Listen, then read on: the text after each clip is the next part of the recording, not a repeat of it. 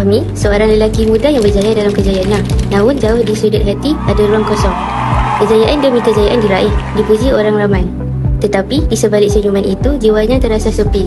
Fahmi melihat gambar keluarga dan kenangan kecil bersama arwah ayah di masjid. Rindunya. Dulu selalu ikut ayah pergi masjid. Tapi sekarang ayah dah tak ada. Aku pula terlalu sibuk.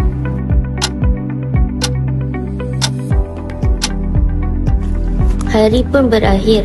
Dia bersiap untuk pulang.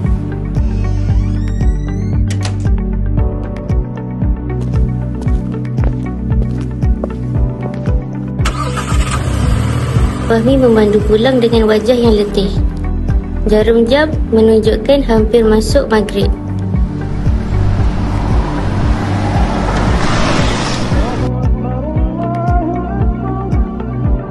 Laungan azan itu menusuk ke jiwa Fahmi. Dah masuk waktu maghrib rupanya. Dah lama aku tak solat berjemaah. Rasa macam lama sangat tak jejak ke masjid. Tak apa, malam ni aku cuba.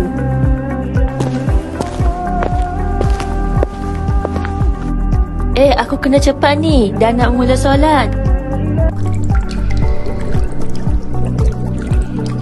Assalamualaikum Fahmi, lama tak nampak. Jom jemaah sekali. Waalaikumsalam pakcik. Maaf, sibuk bekerja lah sejak kebelakangan ni. Subhanallah, tenangnya hatiku. Selepas selesai solat berjemaah maghrib, Fahmi pun bangun dan meninggalkan masjid untuk pulang ke rumah. Baru nak tegur, dah pulang rupanya. Tapi tak apalah, semoga dia beristiqamah datang ke masjid lagi. Alhamdulillah, tenangnya rasa. Aku nak datang lagi lah esok. Pada keesokan harinya, hari baru bermula dan Fahmi pulang awal dari kerja. Dan kali ini dia sampai awal sebelum waktu maghrib. Masya Allah, awal juga dia datang. Fahmi, kalau seorang makmum mesti di belakang imam, bukan sebaris tau. Contohnya macam ni. Oh, baik pakcik. Dalam solat jemaah ada syaratnya nak. Yang pertama, makmum mesti niat ikut imam. Yang kedua, tahu pergerakan imam. Yang ketiga, tumit kaki tidak sebaris dengan imam. Seterusnya, makmum ikut rukun selepas imam selesai. Dan akhir sekali, jarak imam serta makmum jangan terlalu jauh. Oh, begitu. Baru saya faham.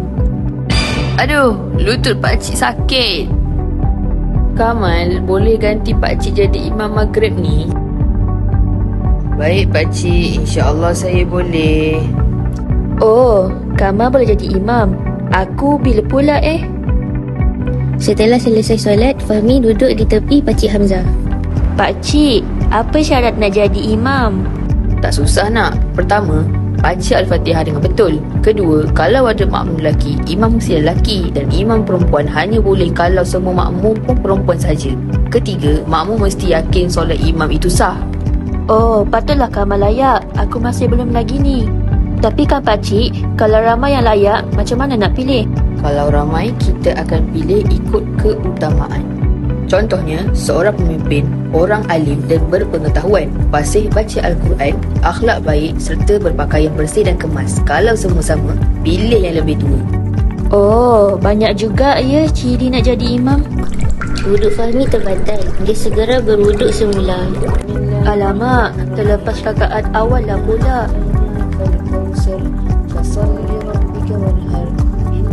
Allahu Akbar.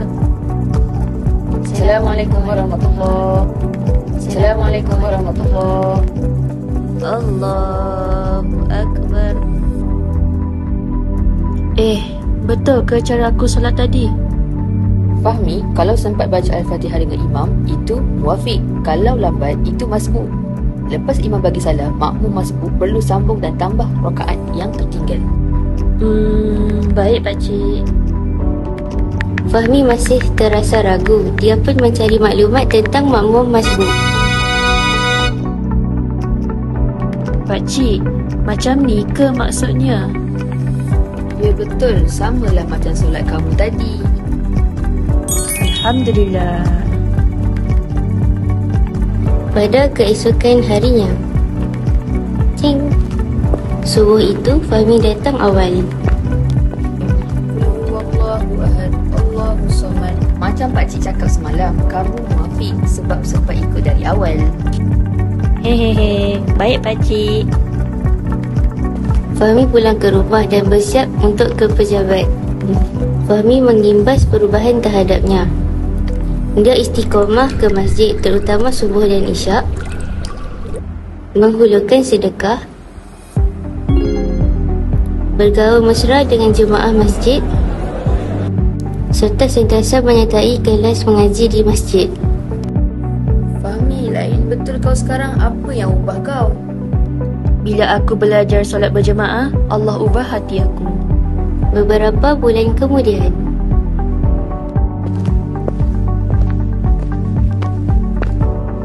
Fahmi, malam ni kamu imam maghrib ya? Saya baik pakcik, insya-Allah boleh. Allahu Akbar. Bismillahirrahmanirrahim. Alhamdulillahi Rabbil Alamin. Ar-Rahmanirrahim. Pakcik Hamzah merasa bangga dengan Fahmi. Setelah selesai solat, Fahmi mencapai Al-Quran di rak sementara menunggu masa waktu isyak. Alhamdulillah, sekarang kau dah jadi imam. Aku cuma ikut jejak ayah dan ilmu dari masjid ni. Semoga Allah terima amalan kita. فَمَنْ يَأْتِكُمْ بِمَاءٍ مَعِينٍ صَدَقَ اللَّهُ الْعَظِيمُ.